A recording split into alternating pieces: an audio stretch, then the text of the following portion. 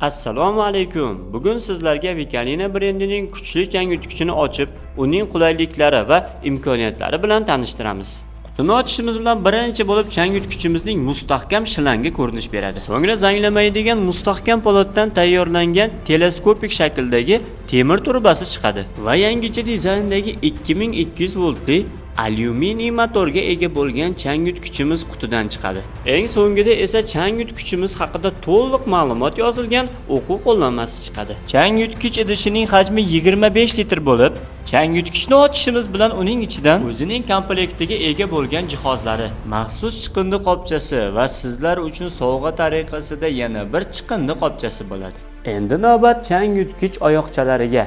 Ko'rib turganingizdek, ular mustahkam plastmassadan tayyorlangan va changyutgichni barqaror ishlab turishiga xizmat qiladi va turli xil joylarda foydalana olish uchun ishlab chiqarilgan changyutgichning nasatkalari idish ichidan olinadi. Endi sizlar bilan changyutgichni to'g'ri yig'ishni ko'rib chiqamiz. Birinchi bo'lib changyutgichimizning oyoqchalarini o'rnatamiz.